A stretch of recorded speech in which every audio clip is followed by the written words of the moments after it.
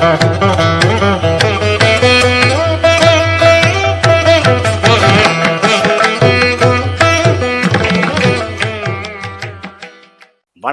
நான் உங்கள் அன்பான சயின்டிபிக் வேதிக் அஸ்ட்ராலஜர் அஸ்ட்ரோரஞ்சி பேசுகிறேன்.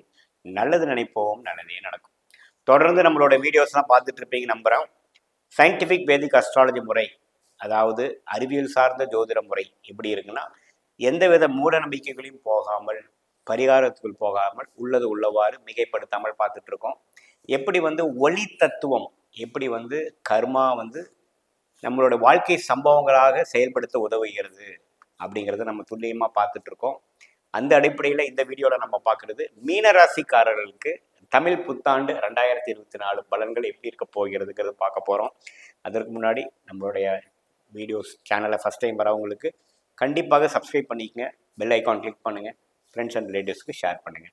இப்போ பார்த்தீங்கன்னா மீனராசிக்காரர்களுக்கு 2024 தமிழ் புத்தாண்டு ஒரு நல்ல ஒரு மாற்றத்தை கொடுக்க இருக்குதா அப்படிங்கிறத பார்க்க போகிறோம்.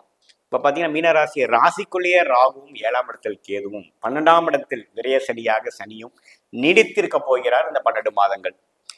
குரு பகவான் மட்டும் மே 1ஆம் தேதி, அதாவது தமிழ் புத்தாண்டு ஒரு 2 வாரங்களுக்கு அடுத்து 2ஆம் இடத்திலிருந்து 3ஆம் இடம் என்று சொல்லப்படுகிற பாவத்துக்கு மாறுகிறார் மீனராசிக்கு. அது எப்படிப்பட்ட ஒரு தாக்கத்தை கொடுக்க போகுதுன்னு பார்க்கும் பொழுது, 3ஆம் இடத்துக்கு மாறி 7ஆம் இடம் என்று சொல்லப்படுகிற பங்குதாரர்கள், கணவர் மனைவி ஸ்தானம், நண்பர்கள் ஸ்தானம் அப்படிங்கிற ஸ்தானத்தை குரு பார்க்கிறார். அதே சமயத்தில் 9ஆம் பாவம் என்று சொல்லப்படுகிற பாக்கியஸ்தானத்தையும் பார்க்கிறார். 11ஆம் பாவம் என்று சொல்லப்படுகிற லாபஸ்தானம், பூர்த்தி ஸ்தானத்தையும் பார்க்கிறார்.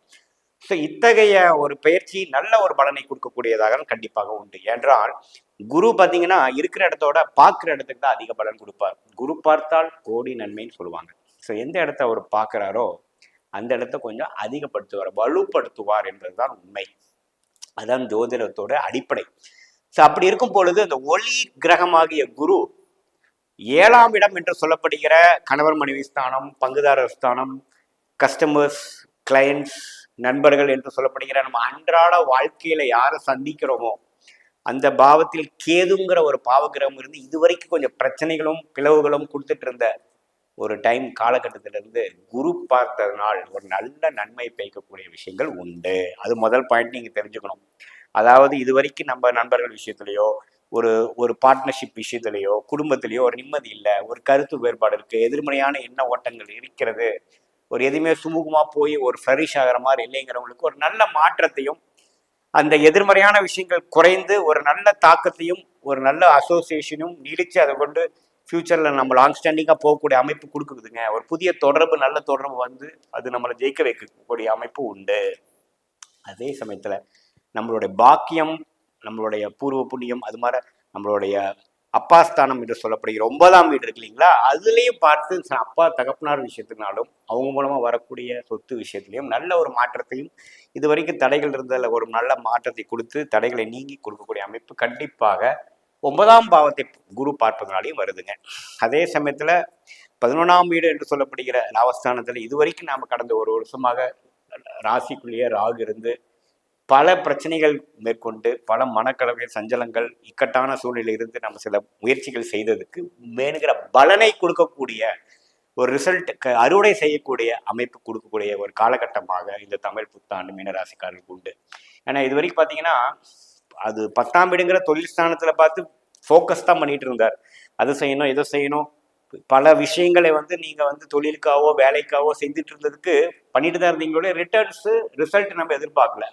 ஆனால் இப்போ பார்த்தீங்கன்னா வேலையில் இருக்கிறவங்களுக்கு நல்ல ரெகக்னிஷனும், நல்ல ஒரு ப்ரொமோஷனும், ஒரு இன்சென்டிவ்ஸ், இன்க்ரிமெண்ட், ஒரு அக்னாலஜ்மெண்ட்டு, ஒரு நல்ல மாற்றம் கிடைக்கக்கூடிய அமைப்பு கண்டிப்பாக உண்டு. அதே சமயத்தில் தொழில் இருக்கிறவங்களுக்கு நீங்கள் போட்ட முதலீடுக்கும் முயற்சிக்கும் பார்த்தீங்கன்னா ஹார்ட் ஒர்க்கு நல்ல ஒரு ரிசல்ட் கிடைக்கக்கூடிய, ஒரு பெனிஃபிட் படைக்கக்கூடிய, ஒரு அறுவடை செய்யக்கூடிய, லாபங்களை வெளியில் எடுத்து சில பிரச்சனைகளை குறைச்சிக்கிட்டோம், கடனை குறைச்சிக்கிட்டோம், ஒரு லாபம் வந்தது அதனால சில பிரச்சனைகளை முடிச்சு விட்டோம் அப்படிங்கிற ஒரு அமைப்பு கண்டிப்பாக இது கொடுக்குதுங்க. அதுவும் இல்லாமல் விரயசனி போயிட்டு இருக்கு. நமக்கு விரயங்கள் தான் அதிகம். 10 ரூபா வருமானம் வருதுன்னா 100 ரூபா செலவுக்கு ரெடியா இருக்கக்கூடிய அமைப்பு தான் கடந்த ஒரு வருடமா போயிட்டு இருந்தது. அந்த விஷயத்துல கொஞ்சம் செலவுகள் குறைந்து சில பிரச்சனைகளை தீர்த்து கொண்டு விட்டோம் அப்படிங்கிற ஒரு ஆண்டாக 2024 தமிழ் புத்தாண்டு கண்டிப்பாக உண்டு. அதே சமயத்தில் ராகு ராசிக்குள்ளே இருக்கிறது பார்த்தீங்கன்னா ஒன்றுமே சில முயற்சிகளும் சில ஒரு எதிர்மறையான சில சஞ்சனங்களும் உள்ள ஒரு தருணமாக தான் இருக்கும். ஆனால் அது கொஞ்சம் சட்டு போன வருஷம் கம்பேர் பண்ணுறப்போ 2024 தமிழ் புத்தாண்டு கண்டிப்பாக சில விஷயங்கள் பாசிட்டிவாக இருந்து ஒரு 4-5 பிரச்சனையில் ஒரு 2-3 பிரச்சனையை முடிச்சு கொண்டேன். பரவாயில்ல, இது வரைக்கும் செய்த முயற்சி வந்து கொஞ்சம் திருவினையாக்குச்சு, நமக்கு சில ரிசல்ட் வந்துருச்சு, அதனால ஒரு பாதி பிரச்சனை தீர்ந்ததுங்கிற மாதிரி சில விஷயங்கள் கண்டிப்பாக தொழிலதிபர்களுக்கு கண்டிப்பாக கொடுக்கக்கூடிய அமைப்பு இருக்குது. மாணவ செல்வங்களுக்கும் பார்த்தீங்கன்னா ஒரு நல்ல ஒரு விஷயத்தை கொடுக்குதுங்க. இது வரைக்கும் 3ஆம் இடம் என்று சொல்லப்படுகிற முயற்சி ஸ்தானத்து குரு வந்து இன்னும் கொஞ்சம் அதிக முயற்சி பண்ணுறதாகவும் இன்னும் கொஞ்சம் லாங்காக படிக்கக்கூடிய அமைப்பும் கொஞ்சம் வளைஞ்சு உட்கார முடிய அமைப்பும் ஃபோக்கஸ் பண்ணக்கூடிய அமைப்பும் கொடுக்குதுங்க. எப்பவுமே பார்த்தீங்கன்னா அந்த 3ஆம் இடத்துல குரு வரும் பொழுது ஒரு விதமான ஒரு நல்ல முயற்சியும் அந்த தாக்கத்தையும் கொடுக்கக்கூடிய இது கண்டிப்பாக படிக்கிறவங்களுக்கு கொடுக்கும். மெமரி பவர் இன்க்ரீஸ் பண்ணும். ஸோ எக்ஸாம் பண்ணுற டைமில் பார்த்தீங்கன்னா ஓரளவுக்கு நல்லாவே நம்ம படித்த அளவுக்கு எழுதி மார்க் பண்ணக்கூடிய அமைப்பு கடைசியாக வந்தாலும் தப்பு இல்லாமல் வரக்கூடிய அமைப்பு உண்டு. அதுக்கப்புறம் கொஞ்சம் படிப்பு மேல் படிப்பு விஷயத்துக்காக ஒரு நல்ல ஒரு செலக்ட் பண்ணி உங்களுக்கு என்ன விஷயங்கள் பிடிக்குமோ அதையே செலக்ட் பண்ணக்கூடிய அமைப்பும் கண்டிப்பாக உண்டு. ஏன்னா 11ஆம் பாவத்து குரு பார்ப்பது ஒரு நல்ல விஷயமா இருக்குதுங்க. குறிப்பாக வந்து குரு தசையே உங்களுக்கு நடக்குமாயின் நான் சொன்ன பலன்கள்லாம் உனக்கு தூக்கலாகவே நடக்கக்கூடிய அமைப்புகள் உண்டு. என்னதான் இருந்தாலும் சனி 12ஆம் வீட்டில் இருக்கிறதுனால செலவுகள் கொஞ்சம் அதிகமாகும். அது கொஞ்சம் கட்டுக்குள்ளே வைக்கக்கூடிய இது பார்க்கணும். என்னதான் வருமானங்கள் வந்தாலும் செலவும் ஆகக்கூடிய அமைப்புகள் உண்டுங்க. ஸோ அதை நீங்கள் கொஞ்சம் கண்ட்ரோல் பண்ணிக்கணும். ஸோ அடுத்த வரக்கூடிய 7 நாள் சனியில் ஜென்ம சனிக்கு வேணுங்கிற விஷயத்துக்கு வேணுங்கிற ஃபவுண்டேஷனும் உங்களுக்கு மன தைரியத்தையும் எல்லாத்தையும் கொடுக்கக்கூடிய ஒரு ஆண்டாக 2024 தமிழ் புத்தாண்டு கண்டிப்பாக உண்டு. மீண்டும் மற்றொரு காணொளியில் சந்திப்போம். நன்றி, வணக்கம்.